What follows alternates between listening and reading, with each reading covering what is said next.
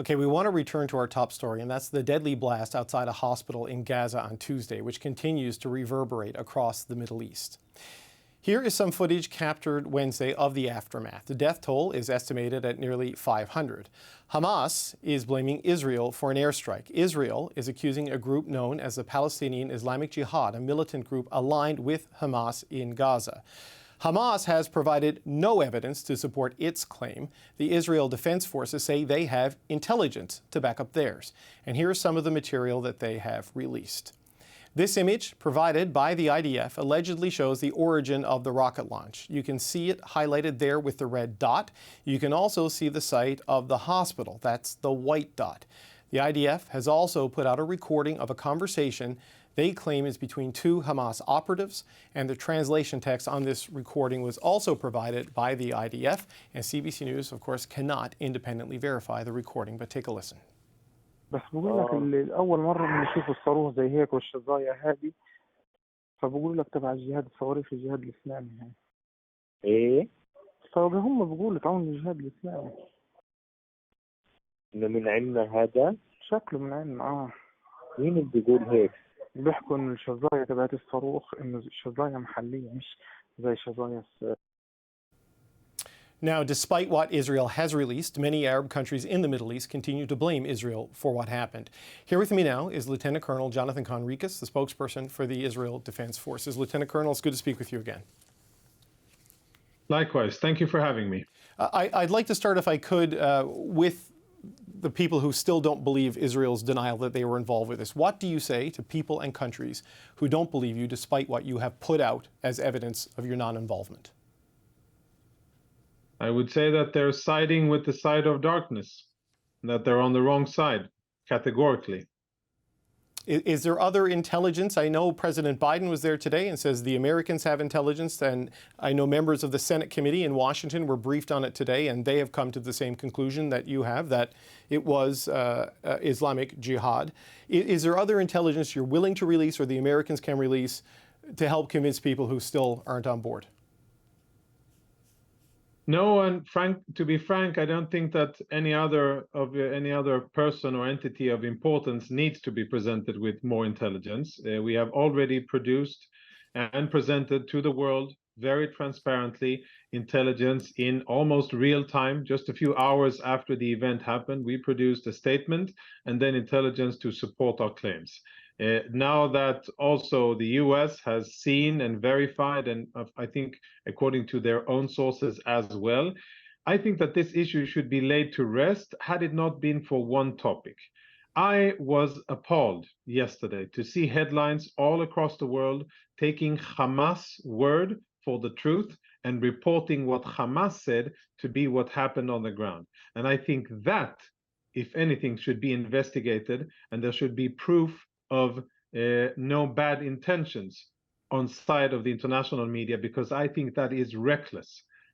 The clashes and riots that erupted afterwards in various Arab cities around the world in the Middle East, they are a direct result of this Hamas fake that was parroted in international media. And I think it is shameful that even today, 24 hours after the event, we, a sovereign democratic country defending ourselves and who are held accountable for our actions, are asked to provide more evidence when Hamas, a terrorist organization, hasn't provided a single piece of evidence, and all of the circumstantial and actual evidence on the ground supports what we said.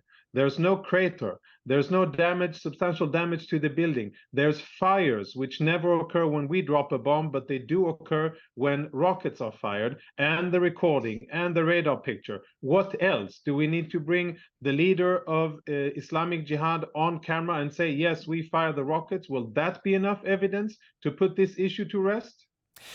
Your criticism of the media, sir, is well taken. There were a lot of journalistic mistakes made in the aftermath of what happened, and people rushed to put a story out, and you're not wrong in your criticism. And I would hope a lot of serious conversations are happening in newsrooms around the world to put guardrails up to make sure that doesn't happen again.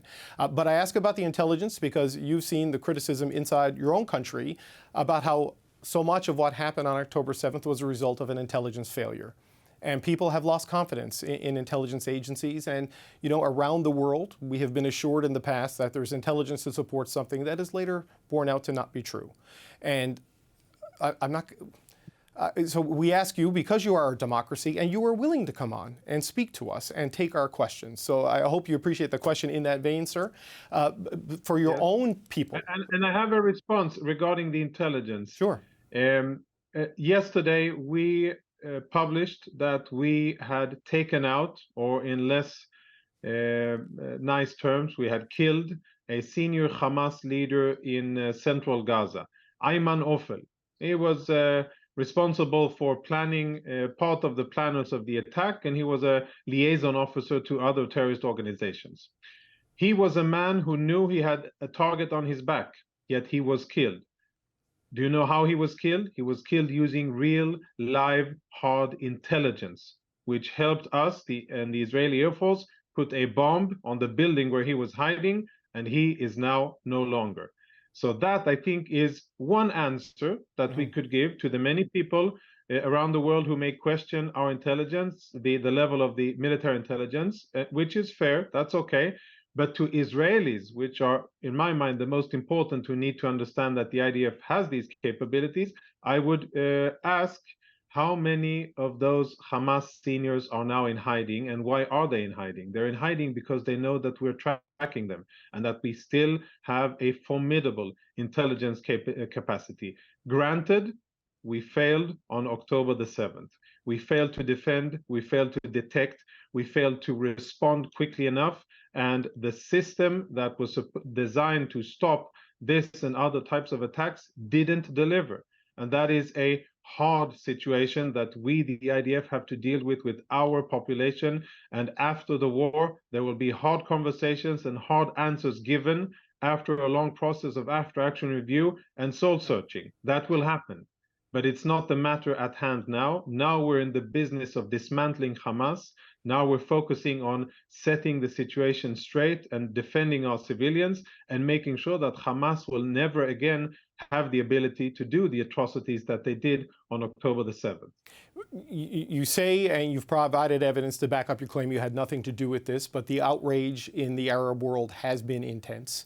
I just wonder, when you've seen that, what do you think this incident and the journalistic criticism you leveled earlier, what do you think all of this has done to global opinion on your battle with Hamas? Not so much on global opinion, because in my very own assessment of the situation, I don't think that it has really mattered a lot, because we were out early and clearly, and we said, and we have stood by what we've said, and we provided evidence. So anybody in the Western world who really matters and cares about it, I think that they are convinced. The Arab world is different, and there's lots of emotions. Whenever there's fighting between Israel and any of the Palestinian terror organizations, we know that emotions run high, and we know that it's a time when many people and organizations with extremist agendas come out of hiding and try to stoke more violence and to create more instability wherever they are. And we've seen this in Tunisia, we've seen it in Lebanon, in Jordan, in Egypt, of course in Turkey, which is really threading a very, very fine line when it comes to the situation, and in many other locations. It is dangerous. We are aware of it. We are definitely trying not to escalate the situation. It's not as if we are going around bombing places and saying, oh yeah, we did it just for the fun of it. That is not the situation.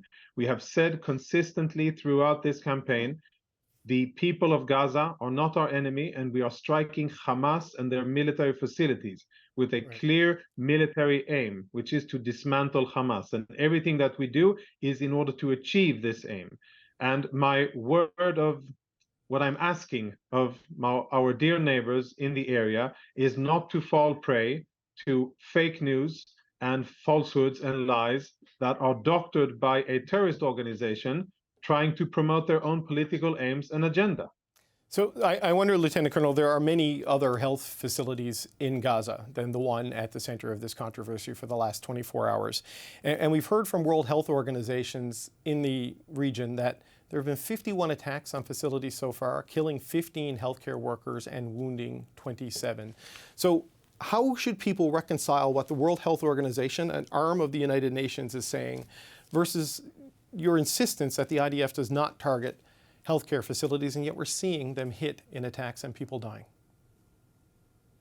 It is sad and unfortunate that, and again, I base what I'm saying on the report that you just cited, and I believe that it is true. It is sad that healthcare workers die. They are not the target, and no medical facility has been intentionally targeted. Intent is very, very important when it comes to the assessment of blame or responsibility. We have no intent of striking medical facilities. There's ample evidence, on the contrary, of Hamas using either the proximity of or the exact locations of medical facilities for their fighting activities. But I can reiterate clearly that we do not strike medical facilities as a rule of thumb. There may have been cases where we struck nearby and medical facilities were affected. That may have happened, but I am not aware until this day, when we are on day 12 of the fighting of the war, of any deliberate strike of a medical facility. If it happens, I think it would only be in a case of for instance, a senior military Hamas commander hiding in a clinic. That may validate a strike, but I am not aware of any such event until now. Okay, because there is one hospital in particular I'm thinking of, and this is Al-Shifa Hospital in Gaza City, and we know that in the past Hamas has used this. It is also the largest hospital in the area, and we've spoken to doctors who work there who are not connected with Hamas, and they're in the area. You've told them to leave. They have patients on ventilators. They have people who can't be moved because they're too sick, and they face, they say, an inhumane choice to leave them and move. So I know this creates a moral and an operational challenge for you as you try to deal with Hamas, but they can't leave without people dying. What are they supposed to do in these facilities?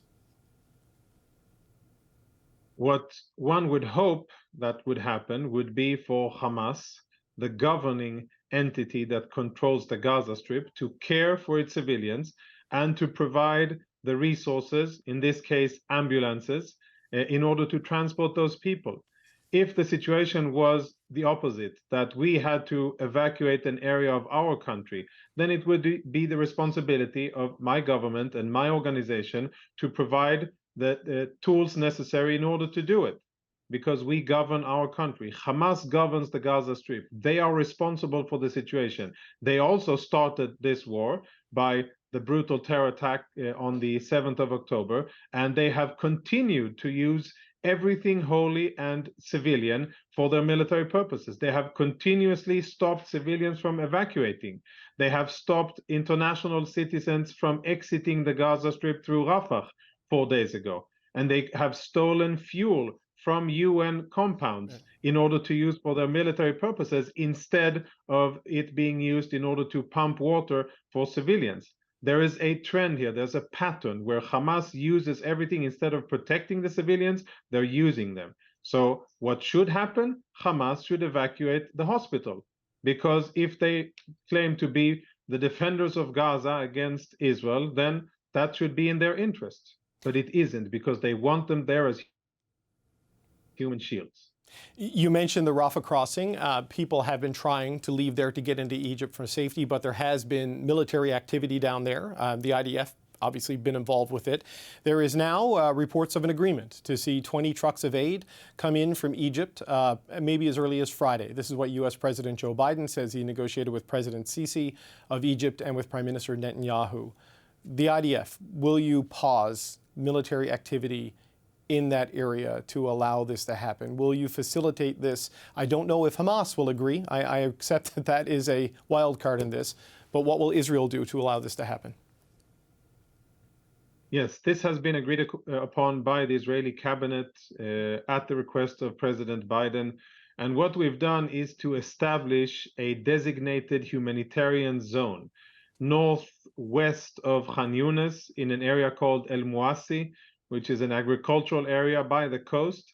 That will be the designated humanitarian zone from our perspective. It's in the south. It's in a relatively non-Hamas area, and that is where humanitarian aid should go. and that is where civilians should go in order to receive that aid. What we have said, based on our experience and the practices, the vile practices of Hamas of using humanitarian aid for their military purposes, if any of the aid if Hamas attempts to steal any of it, then we will shoot it and nobody will have it. So this needs to go to civilians, which indeed are in a difficult situation, and we respect that. And the Egyptians are doing a good thing by providing the humanitarian aid, but Hamas must be very careful not to try to abuse this as well. If they do, it will not happen. Okay, so this may happen on Friday, depending on how the negotiations go. The U.S. President Joe Biden, he has left Israel to come back to the United States. He's going to speak to Americans tomorrow night. There is a sense that your ground operation will begin now that the president has left. Where are we? What can you tell me about next steps? I can't speak about any sense. I can only say that the continued military operations of the IDF are subject to many different considerations, physical considerations like weather and soil and etc., the state of our enemy, the readiness of our own forces, our logistic and operational readiness, the intelligence that we have at hand, and of course by international diplomatic and political constraints as well. When the timing will be suitable for our aims, we will continue and enhance at our own judgment and as based on our initiative, the military operations. And I'm not going to elaborate exactly what, when, and where, and I'm sure that you don't expect me to. I can only say that we have more than 300,000 reserve and regular soldiers around the borders of Gaza in their tanks, APCs, artillery pieces, and trucks, and they are ready to continue to enhance the operations. The aim here, and I reiterate it, is to dismantle Hamas from its military capabilities and to make sure that never again will any terrorist organization in Gaza, and specifically not Hamas, be able to murder civilians like they did on October the 7th. Lieutenant Colonel Jonathan Conricus, spokesperson for the Israel Defense Forces, thank you for your time today.